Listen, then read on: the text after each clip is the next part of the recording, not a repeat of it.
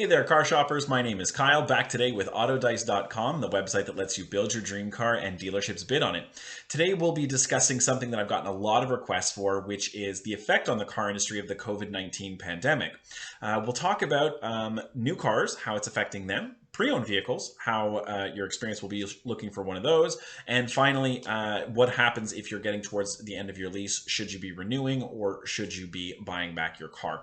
So we'll talk about those three aspects so that if you do have an upcoming car decision to make, you'll be well aware of what to expect based on buying a car during COVID-19. Let's talk about it.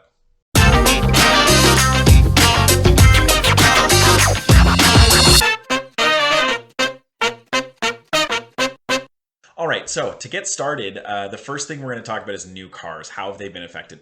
Well, you may have seen on the news, the biggest effect on new cars has been the supply chain interruption. So there was missing components that they weren't able to get for the construction of new cars, which means some manufacturers and some models have become incredibly difficult to get, with delays of 3-6 months, even an entire year, which obviously doesn't make sense. Nobody buys a car with the intention of getting it a year later. There's no reason to do that. So that has been the most major impact. So how does that affect you when you're buying a car? Well, obviously big delays on a car is not good, but it also means that you're probably going to be paying a little bit more and you won't be able to negotiate as much, because if the stock is limited, the dealership's going to be less willing to let the car go at reduced prices for obvious reasons. So if you do need to go and shop for a new vehicle right now, be prepared to pay a little bit more. Now, you still probably you won't be paying over MSRP, but you might not get, that usual set of winter tires that you have included in your transaction or whatever you're used to, just based on the situation as it is right now.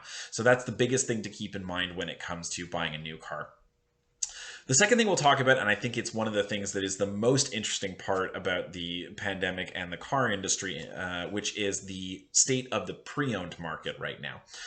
The pre-owned market has been very affected by COVID-19. When the pandemic started, a lot of people, didn't know what to expect. We didn't know who was going to be off work, who wasn't. So a lot of people, their reaction was to tighten up the budget, make sure not to be spending too much money given the crisis, which makes perfect sense. And one of the ways to do that is to maybe consider, going with a pre-owned vehicle if you have to make a car decision rather than a brand new car. So there ended up being a lot more people shopping for pre-owned vehicles than you would normally expect, which, as we know, when that happens and you've got a lot of buyers and a limited amount of stock, it shoots up the price. So we are currently seeing pre-owned vehicles at an all-time high. So when you're buying a pre-owned vehicle right now, you're really not getting that same usual savings that you get from buying a car that's, say, 2, 3, 4 years old. I've seen cars 5 years old going for a price that is, within still 70 to 80% of the MSRP of the car, which is really unusual. Usually you're seeing after 5 years about 50%. So you're paying a big premium right now on the limited availability, but lots of buyers of pre-owned vehicles. So if you're considering a pre-owned car, really something to keep in mind. And something else that you may not have thought of, but it's really important to consider, is don't let a car's low mileage right now be a big selling feature for you. I've heard a lot of people tell me or send me links to cars that they're considering buying, saying, hey, look at the mileage on it. The thing is, there's been 2 years where people have been doing very limited driving. So there's so many cars out there right now that are essentially very low mileage for their year because of that. So it's not as much of a selling feature today as it would have been, say, 3 or 4 years ago. So really important, keep that in mind. Don't get too drawn in by a low mileage car right now. Last thing that we'll talk about is leasing. And a lot of people are getting towards the end of their lease and they're saying, hey, Kyle, should I be buying back my car or should I be switching it again like I usually do into another lease? Well, the answer to that is a bit complicated, but I've had some people tell me that they want to buy back their car because with the residual value and the premium that used cars have right now, they can drive it for another year or two and still make money on it because it's going to have low mileage and it's going to have that really high value. The problem is eventually the market will stabilize again and pre-owned vehicles will go back to their usual prices.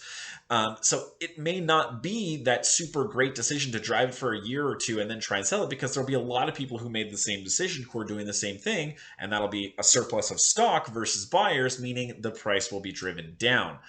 Now, on the other hand, if you're buying back your lease because you're saying, hey, look, we don't know how long this pandemic is going to go for, I'm going to buy back my lease and drive it for another 5 years, well, then you don't really need to be as concerned about the selling price of the car in a year or two. And that could be a really great option for saving a couple of bucks, with the residual values are probably quite good.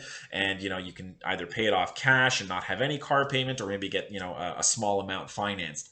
So if your intention is to buy back your car and not to sell it, but to drive it for a good chunk of time, then that could be a really good option if you're looking to maybe keep the budget in, a little bit tighter than it would normally be.